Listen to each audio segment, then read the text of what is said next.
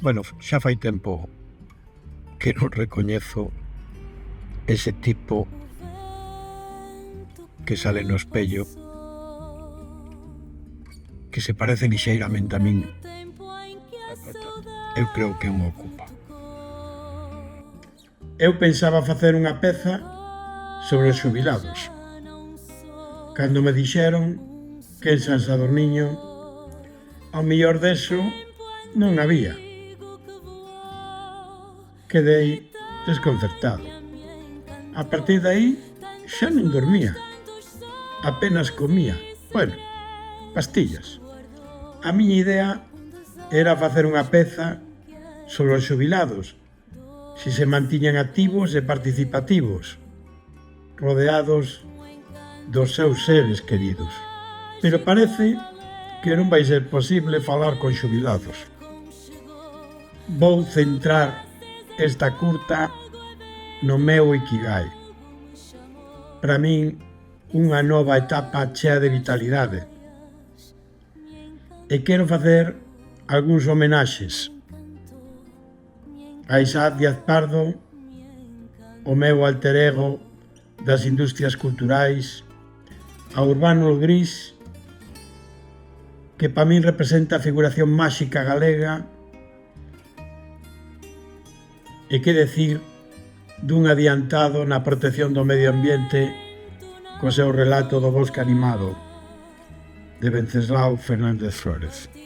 E igualmente no meu imaginario o mundo da arte popular, os traballos feitos nas olerías de Buño, de Bonxe, de Gundibós, de Niño d'Águia, que no meu tempo de xoven chamábanlles cacharreiros.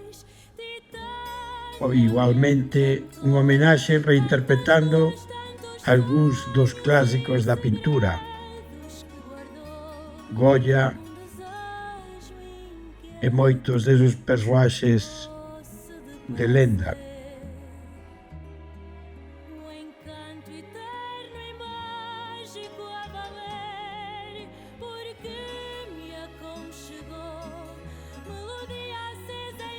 Xogando ás veces con personaxes do cinema,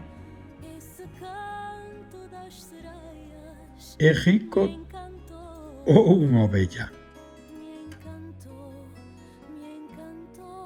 Ou quizá un peixe. De todas estas fantasías me desperta unha chamada. Parece que sí, había xubilado. Eu falaba de Bojana da jubilación. Xa estás xubilada, ti? Empezo.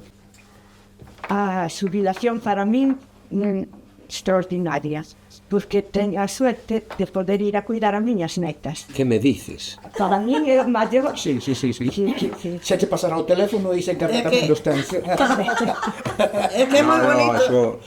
É moi bonito. Eso se chama el síndrome de Estocolmo. Cada familia é Claro. diferente. A min tamén me gustan os netos e todo, pero tamén me gusta a miña libertad. Vou a gimnasia, vou a pintura, temos aquí un grupo de música, que aquí algúns daqui están nel. Aprender a cousas novas, porque eu estou escribindo o diario, fago poesía, pinto. Bueno, eu teño 86 anos e teño ni nai de mosquita ni nai de mospón. Teño 6 Os que temos menos anos que ti facemos a mitad. Pois espabilamos.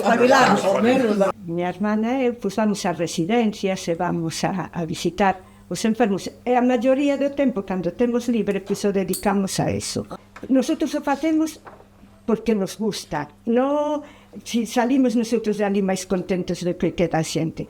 Non sodes persoas que hasta os 65 estiverades a enfermeira, sola enfermeira, ou dendesa solo, dendesa. Ao contrario de toda a miña xeración, os vexo aplatanaos por aí con...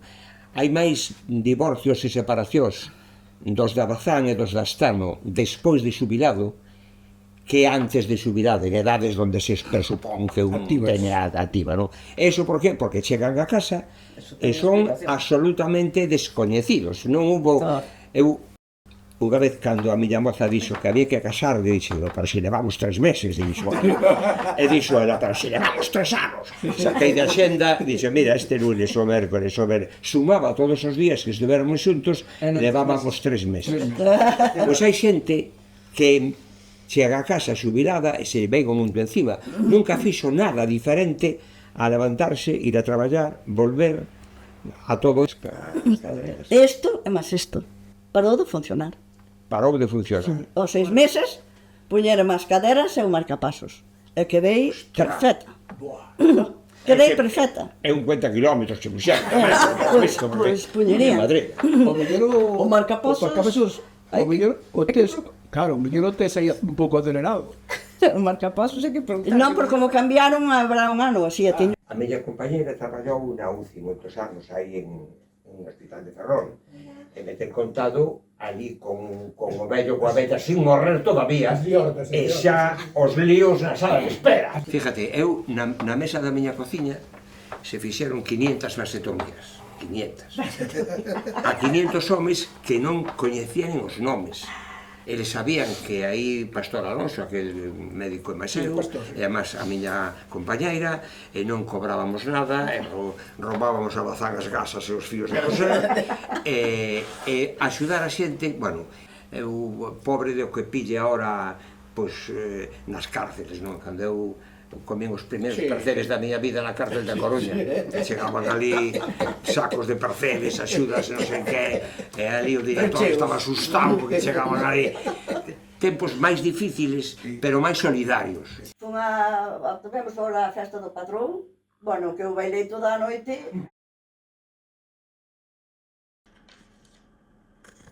Rematando, Alfonso Tellado nos deixa unha conclusión.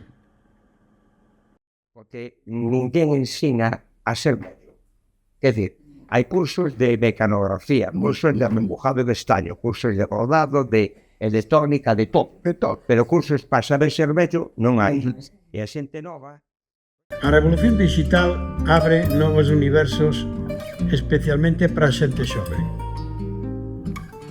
A robótica, a inteligencia artificial e as tecnologías blockchain. Eu deixo a miña pequena pegada ca proposta de horta virtual. E agora já não sou sonhador do tempo antigo que voou. Titânia me encantou, tantas luas, tantos sonhos e segredos que guardou. Desejo inquieto, doce de prazer.